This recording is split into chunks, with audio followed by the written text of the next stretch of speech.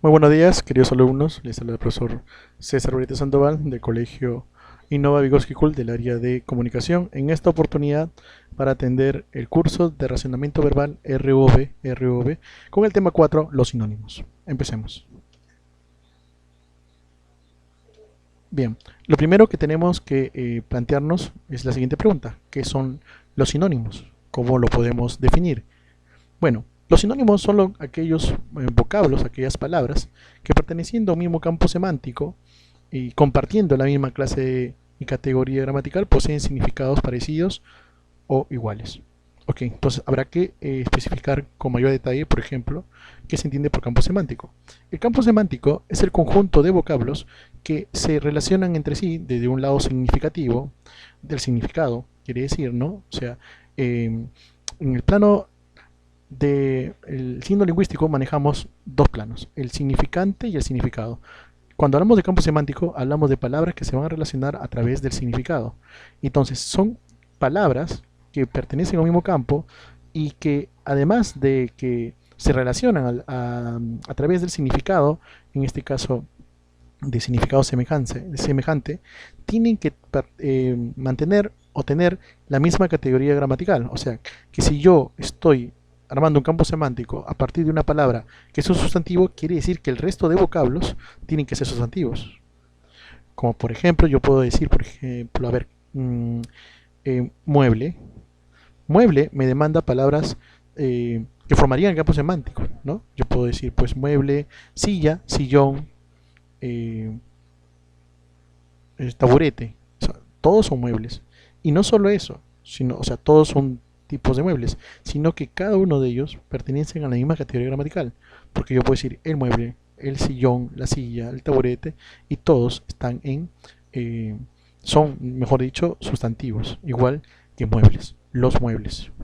Bien, entonces esto hay que tener en cuenta. Ahora, en este campo semántico tiene que englobar a palabras, perdón, o vocablos que tienen significados entre ellos parecidos o iguales.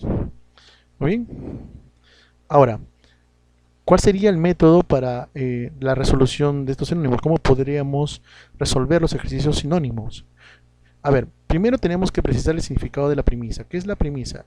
La premisa es la palabra que se va a tomar como referencia y que se busca dar resolución. Entonces, yo tengo que primero definir, precisar dicho significado de aquella premisa o las relaciones que existen entre vocablos que son premisa. Entonces, según eso, según el significado de esa premisa, yo tengo que buscar el campo semántico donde ubicar esa palabra. ¿Ya? Dónde ubicar esa palabra y su significado, obviamente. Y también determinar el tipo de clase gramatical o categoría gramatical que pertenece a la palabra. Porque si me dan, por ejemplo, como premisa un vocablo que en cuanto a categoría gramatical es un verbo, yo no puedo buscar pues alternativas un sustantivo o un adjetivo. ¿Me dejo entender? Entonces, si la premisa me dice que hay que buscar un sinónimo de un verbo, tengo que buscar entre las opciones pues a un verbo. Esto significa no solo determinar el campo semántico por el significado de la premisa, o sea, de la palabra, sino también de la misma categoría gramatical que deben coincidir. Después de este segundo paso, el tercero será elegir la opción cuyo término presenta mayor grado de afinidad semántica. Claro, porque digamos, al ubicar un campo semántico pueden haber dos o tres palabras que se ubican en ese campo semántico, pero entre en ese campo semántico, en esas tres palabras, tengo que buscar cuál de ellas se tiene mayor proximidad, tiene mayor grado de afinidad significativa, quiere decir semántica, con la premisa, porque es la que mejor y más cercana se encuentra en cuanto al significado de la palabra premisa. Entonces, de esa manera yo tendría que elegir la que mayor grado, la que mayor afinidad, la que mayor cercanía, la más cercana en cuanto a su significado semántica, yo pueda identificar. Muy bien, entonces tenemos acá un mapa, por ejemplo, sobre los sinónimos y sus diferentes enfoques, ¿no? Por ejemplo, el sinónimo proviene, esto es interesante porque vamos a ver la etimología, ¿no? Proviene de las voces griegas anoma, ¿no? O sea, sinoma y antinoma, ¿no? Entonces son palabras que significan el mismo significado en este caso, ¿no? Sinónimos. Eh, El objetivo de estos tipos de ejercicios es que hacer, digamos, que el estudiante vaya teniendo un conocimiento correcto de las expresiones ajenas y facilitar una buena comprensión con palabras que de repente, en cuanto a su significante, o sea, la forma de escribirse, le es poco conocido o le es poco común. Entonces, si yo manejo un sinónimo, yo puedo familiarizar y crear, digamos, o recrear un significado, digamos, preciso o más preciso por lo menos. Bien, entonces el sinónimo se va a relacionar por ejemplo, en esta línea, ¿no? Infusión y lineales, ¿no? Se relacionan en infusión y lineales. ¿Por qué? Ah, porque, por ejemplo, si yo busco un sinónimo de una palabra, tengo que ver también la relación que existen entre las palabras que yo voy buscando del mismo campo semántico. Y de esa manera yo puedo ordenar en cuanto a su categoría y relaciones. Por ejemplo, de jerarquía. Si yo, por ejemplo, digo flores, flores sería un hiperónimo, ¿no? Que va a contener hipónimos. Los hipónimos serán pues los tipos de flores que puede uno identificar. Por ejemplo, yo digo flores, dos puntos, rosa, margarita y clavel. Entonces quiere decir que la rosa, la margarita y clavel, esos tres elementos son parte, ¿no? Son elementos de las flores, de una categoría mayor flores. Entonces, flores sería el hiperónimo porque contiene cada una de ellas, ¿no? Entonces, flores es hiperónimo de rosa, de clavel y margarita. Ahora, ¿cómo sería la relación inversa? ¿Cómo sería? Es decir, la rosa, la flor y el clavel o la margarita, ¿qué cosas son con relación a flores? Entonces, en ese caso ellos son hipónimos. Quiere decir que rosa, clavel, margarita son hipónimos de flores. Ahora, ¿qué relación habría entre los elementos que están contenidos en flores? Digamos, ¿qué relación habría entre clavel, margarita, rosa? Entre ellos son cohipónimos. Son cohipónimos. ¿Ok? Entonces, hiper, que es el prefijo, significa mayor, grande, contiene al resto, flores. Hipo, que sería menor, son contenidos, digamos, la rosa, el clavel y las flores. Y cohipo, digamos, de la misma categoría, y digamos es la relación que existen entre los mismos elementos contenidos. Ahora, esto me parece importante, vamos a ir anunciando lo que son las clases de sinónimos. Por ejemplo, las clases suelen dividirse, digamos, en niveles también, y que cada nivel se va a clasificar para interpretar mejor la situación. Por ejemplo, existen sinónimos conceptuales, contextuales, ¿no? Referenciales, connotativas, libres o distintas. Me parece interesante acá, antes de seguir avanzando, hablar de los contextuales porque de repente no se puede entender muy bien. Mire, contextuales quiere decir que una palabra, una oración, dentro de ese contexto de esa oración, puede significar algo específico ahí y que si yo lo cambio en otra oración con otro contexto, por más que estoy utilizando un sinónimo, no ayuda a comprenderlo. A ver, por ejemplo, yo puedo decir el matrimonio, ¿no? Entonces, a ver, yo digo, por ejemplo, la unión, ¿no? Entonces yo digo, por ejemplo, la unión de Carlos y Ángela dieron como fruto a Luchito, que es su hijo. Entonces ahí la unión se entiende, ¿no? En ese contexto se entiende como matrimonio, ¿no? O convivencia, qué sé yo, ¿no? Entonces ahí significaría un significado, digamos, distinto a que si yo digo, por ejemplo, la unión de, eh, no sé, a ver, la unión de algunos metales produciría una aleación, perdón, una aleación. Entonces ahí la unión, yo no puedo entenderlo como matrimonio, o sea, en su sinónimo de matrimonio no puede entrar, entonces el contexto determina otra cosa. Bueno, connotativa, ya sabes, es un lenguaje figurativo, subjetivo, ¿no? Una cosa es, por ejemplo, decir me duele la cabeza, que sería en un contexto y un lenguaje denotativo, porque estaría denotando de manera objetiva qué parte de mi cuerpo me duele. Pues me duele la parte superior, la cabeza. Pero si yo digo, por ejemplo, él perdió la cabeza por ella, no quiero decir que lo guillotinaron o está céfalo. Quiere decir de forma figurada que él se enamoró, se obsesionó, qué sé yo. Entonces, fíjense, ahí estaríamos hablando en un contexto connotativo, ¿no? Figurado, subjetivo si quieres, ¿no? Entonces ahí los sinónimos también van a variar porque son diferentes escenarios. En cuanto a las estrategias para poder, digamos, hacer un buen uso, digamos, en el ejercicio de sinónimos, sería siempre, para cualquier palabra se aplica estrategias, por ejemplo, como métodos o técnicas para una buena resolución de palabras. Claro, una de las primeras es ubicar campos semánticos y después buscar quién de esas palabras que se encuentran dentro de ese campo semántico, de estas palabras posibles para poder ser la resolución. Habrá que buscar la más cercana, la que significativamente o semánticamente se acerca a la premisa, como se mencionó anteriormente.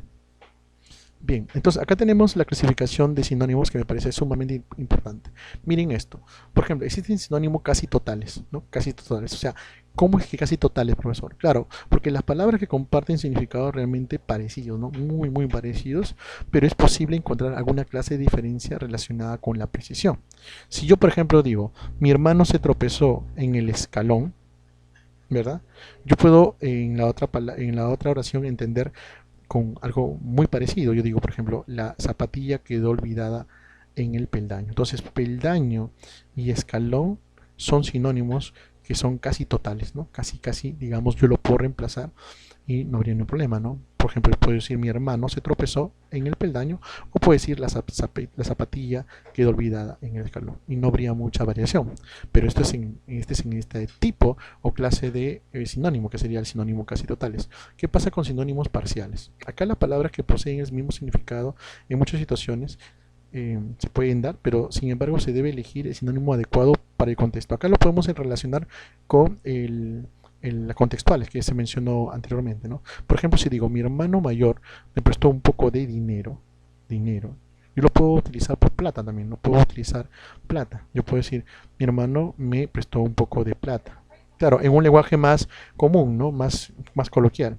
Y si yo digo me compré unos aretes de plata peruana, entonces me refiero al metal. Yo no puedo decir me compré unos aretes de dinero peruana. ¿Se dan cuenta? Entonces, en el segundo ejemplo, el contexto no me permite utilizar dinero como sinónimo. En cambio, en el primero, yo puedo utilizar plata como sinónimo de dinero, ¿no? Entonces, ¿qué quiere decir? Que hay que ver el contexto para poder entender el sinónimo. Entonces, en ese sentido, son sinónimos parciales. En cuanto a sinónimos con diferencia de grado, que sería la tercera clase o el tercer tipo de sinónimos, hay que entender que son palabras con significados semejantes, pero con una diferencia de grado, o sea, de intensidad, menos o más intenso, según lo que podamos entender e identificar. Por ejemplo, si yo digo, mi hermano tiene miedo a las arañas, no es lo mismo decir que yo le tengo fobia a la masa, porque fobia y miedo, si bien son sinónimos, miedo es menor que fobia es más intenso. ¿Me dejo entender? Entonces, acá el sinónimo hay que ubicarlo, ¿no?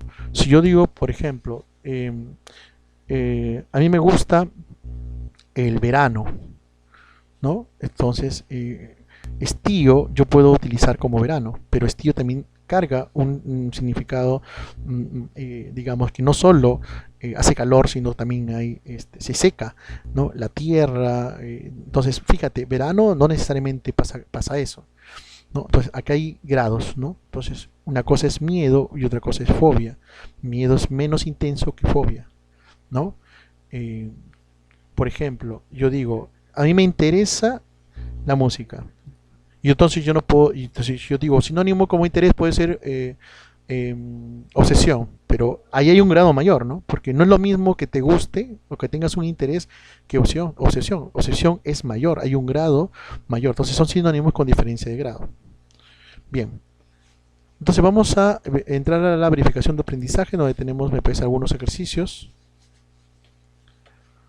que ya sabes, tiene que estar transcrito y resuelto en tu cuaderno para que recién envíes las capturas.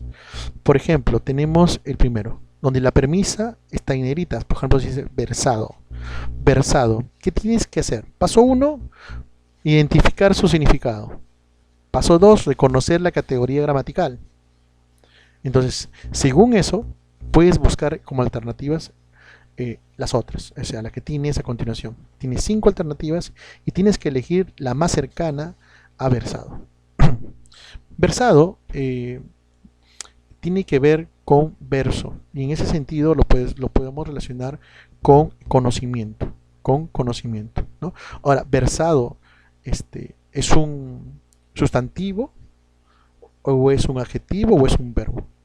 ¿Qué categoría gramatical es versado? ¿No? Digamos, esa persona es versada, ese alumno es versado.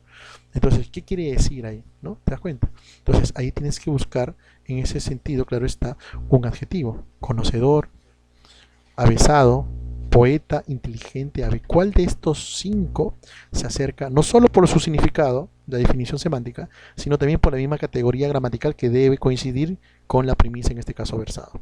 Lo mismo hay que hacer con verosímil, ¿no? Verosímil, verosímil, verdadero, confiable, sincero, creíble o quimérico. Primero, repito, tienes que identificar el significado, la definición de verosímil y después su categoría gramatical. Según esas dos consideraciones, habrá que elegir la que más se acerca entre las 5 opciones. Beodo, beodo, ¿no? Beodo, a ver, beodo ¿es un sustantivo o es un adjetivo? ¿No? Entonces, yo puedo decir, el beodo tropezó y murió. Entonces, el beodo, ¿qué es el beodo? ¿No? Entonces yo digo, el bohemio, el dipsómano, el enajenado, el arrebatado, el aletargado, ¿no? ¿Cuáles son las categorías que corresponden con beodo?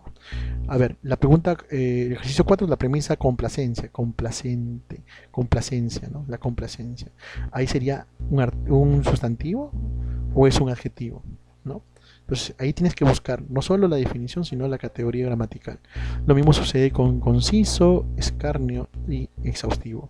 Se recomienda obviamente, y es de suma necesidad, hacer uso del diccionario. Muy bien, entonces transcriben estos ejercicios, marcan y resuelven obviamente de mejor manera, teniendo en cuenta, repito una vez más, la definición de la premisa y la identificación de la categoría gramatical a la que pertenece. Listo, jóvenes, entonces esto sería todo para secundaria con respecto al razonamiento verbal. Ya sabes, quédate en casa.